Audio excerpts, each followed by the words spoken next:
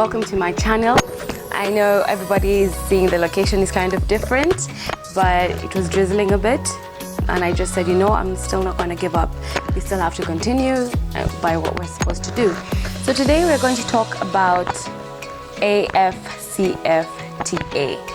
known as Africa Free Trade Continental Area. I know you're wondering why AFCFTA. Why do I want to talk about it? It's because now is a very important time to talk about AFCFTA. It's about trade agreement, and it's also about Africa, and it's about us. It's about how we are going to convene ourselves to be able to trade, to be able to make money, and to be able to make Africa a free and borderless continent where we can do what we want and where we want without anybody dictating for us what we need to do. So, why is it I want to bring this to your attention? It's because right now is such an important time, because AFCFTA was once, it was ratified in March 18th in Rwanda, Kigali, and this is where the heads of state agreed upon how they were going to come up with a way in which Africa was going to unite again. Remember, I'm going to take you back to the days of His Great and His Highness Mohammed Gaddafi, where he had a dream that Africa was going to be one and Africa should be connected as one.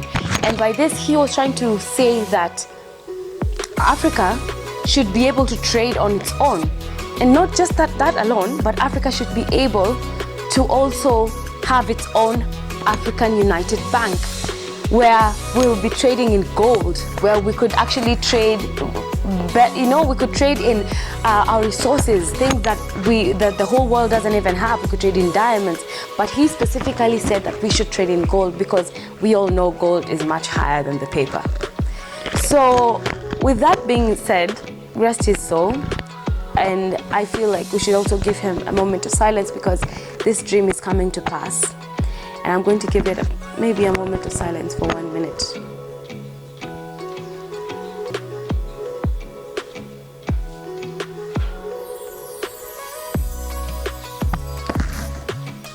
You know, Africa has really gone through a lot, and the struggle has really shown us something. It's really shown us that we are the unstoppable, the unbreakable, the people who are worth being alive today. We are God's people too, because He sent so many messengers to come and save us from the turmoil and the anguish that we have gone through in our entire lives. Why I'm talking about AFCFTA is because now is the time for Africa to unite. Everybody is now knowing what Africa is about. Everybody is trying to be engaged with Africa. Everybody wants a piece of Africa. Everybody wants to be in this glamorous, this green environment, these green opportunities that are just here. It's so flamboyant. Everybody just wants to be part of this. And I must admit, the reason why AFCFTA is so important and why I'm emphasizing this topic to you out there, especially for the young people, is because it's the time for you to now start making your own money. It's the time for you to start making decisions that are going to help you in your future. We're talking about Agenda 2063. Can you imagine how many years from now to 2063, how many years those are? By that time, we will be the ones who are inaugurating the next generation. So we need to be prepared for it. And that is why ACFA is actually enabling us a way in which we can now start to think, how can I progress my life? How can I start thinking towards the future? How can I start thinking towards a sustainable future? I want to recommend the African Youth Envoy. As we speak, they are doing a very fine job, especially with regards to getting young people to acknowledge, are you aware of AFCFTA? Do you know what it means? Do you know what it brings for you to the table? They're really doing a really great job. IHRB, I want to congratulate you. Asante sana. I also want to congratulate all the Africans who are doing extremely well, especially in the terms of trade. trade is a very important thing. It used to happen many years ago during the in economics and trade. We talk about the mercantilists. The mercantilists were those traders who used to go on their horses and on their camels, trying to go from one area to another, just trying to trade. Trade has been going on for the longest time, centuries and centuries. Trade has never stopped. But now, as years have progressed, it's just become more fine-tuned, more elaborate in a way that can be, conducive for our environment. So I also want to now bring it to attention to why exactly I chose this topic and why I felt like it is something that I feel I should share with my viewers. It's the fact that trade has also enhanced aspects of the dams being created.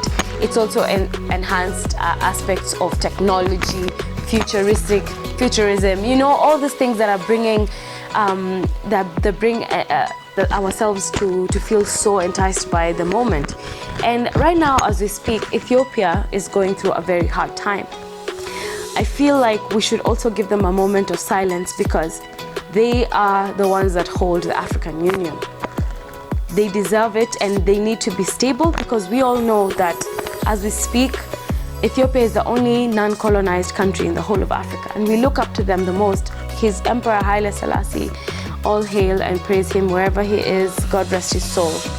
I must say that we need to pray for our Ethiopian fellow citizens, to all the souls that have died, especially because of the war that is going on, or maybe the tribal clashes. I want to just give a moment of silence again, just for that.